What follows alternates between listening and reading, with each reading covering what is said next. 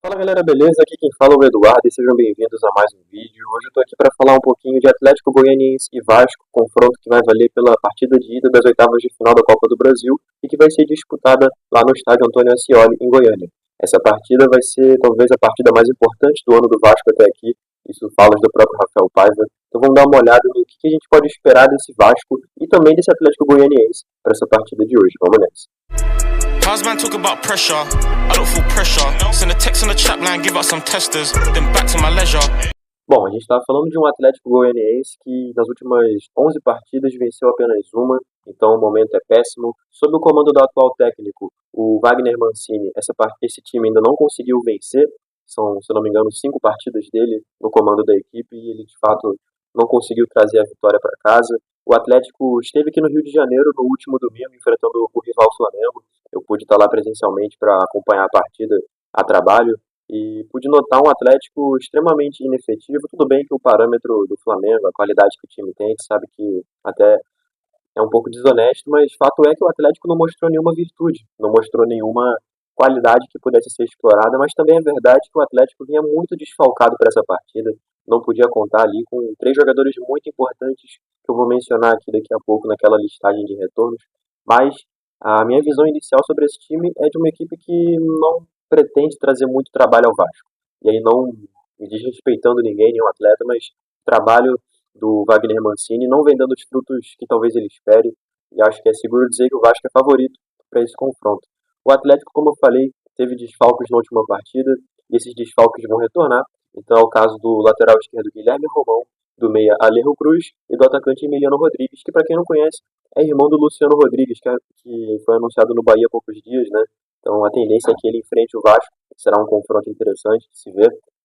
Por outro lado, o Atlético talvez não tenha à sua disposição o goleiro Ronaldo, seu capitão, além do volante Rony, que tem jogado como lateral direito, e do zagueiro Alex Vinícius.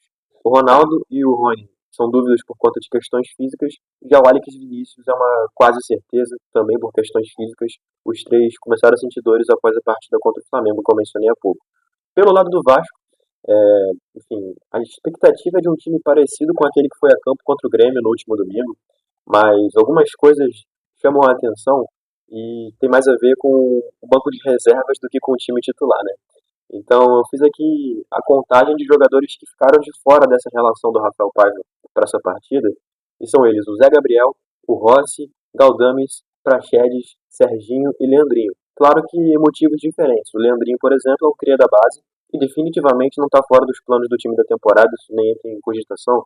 Mas o Zé Gabriel, o Rossi, o Galdames, o Praxedes e o Serginho não é a primeira vez que eles ficam de fora por opção técnica.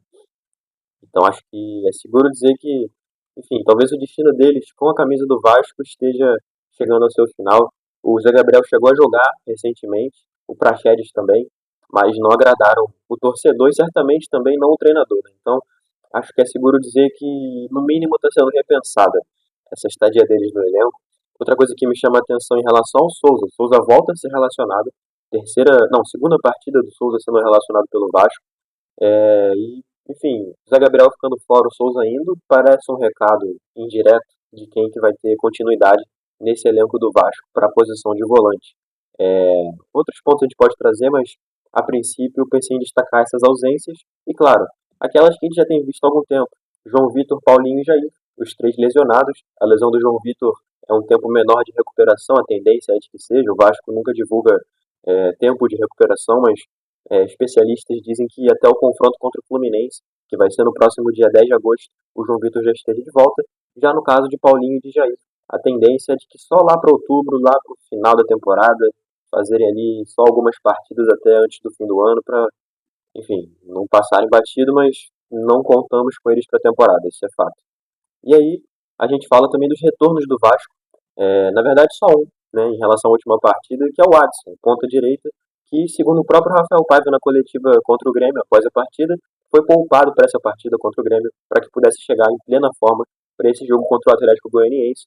O Alisson, que vinha de uma sequência de 10 jogos participando da equipe pelo Vasco, então natural que fosse ter essa poupagem em algum momento, e foi contra o Grêmio, e melhor que tenha sido, né, porque o gramado foi um dos piores possíveis, então acho que foi bom que ele ficasse de fora, até porque a gente sabe que a condição física dele é frágil, né? Não é nenhum segredo, ele se lesiona lesões pequenas com muita frequência, então certamente foi um risco muito bom de ser evitado.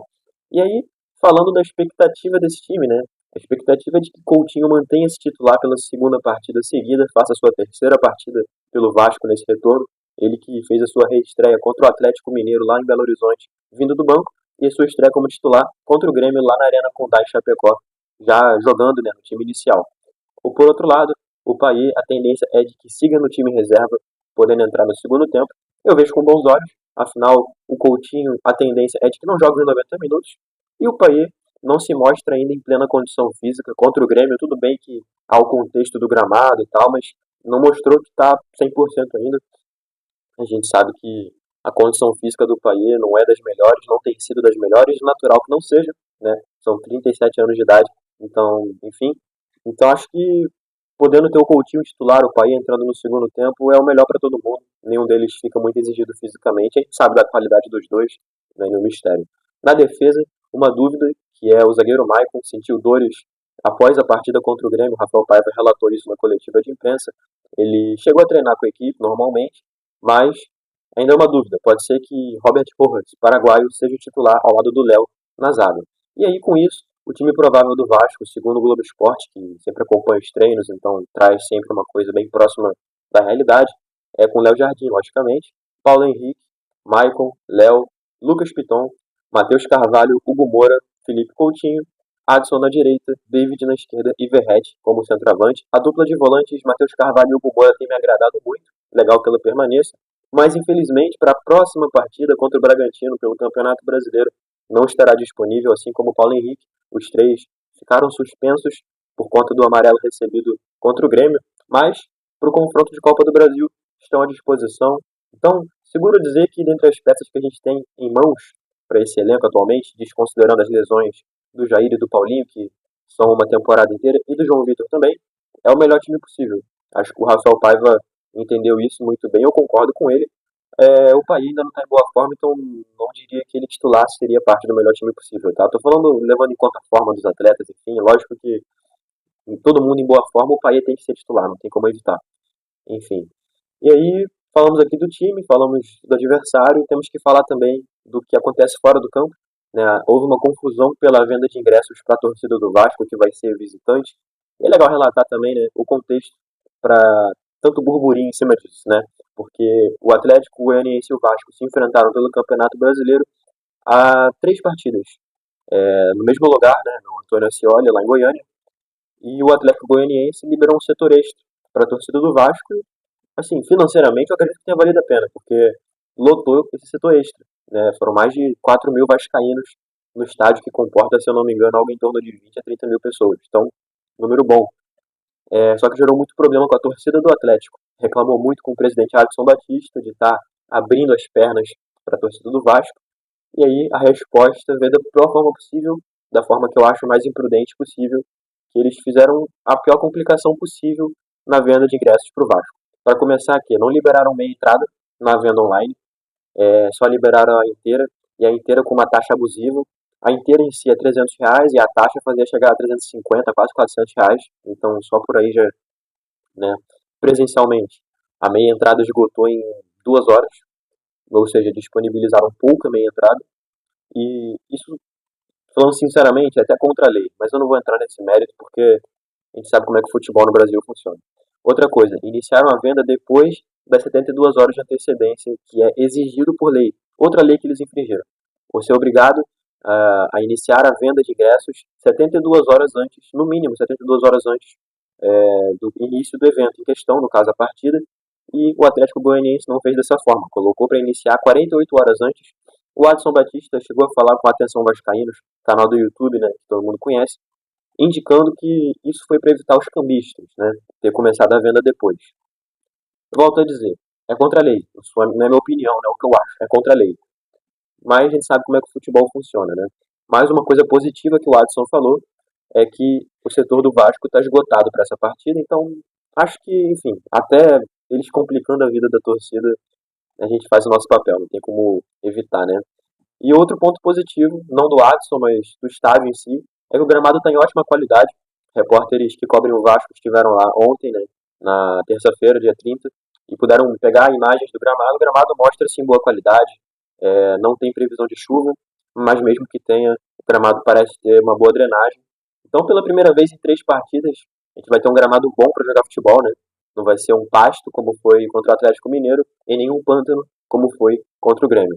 Bom, essa partida ela começa às 9h30 da noite, e você vai poder acompanhar a transmissão dela pela Premiere, pelo Sport TV e também pela TV Globo na TV aberta. Então você tem aí 3 opções para acompanhar. E claro, a Analisa Vasco vai estar fazendo alguns comentários, trazendo alguns lances lá pelo X, @AnalisaCRVG.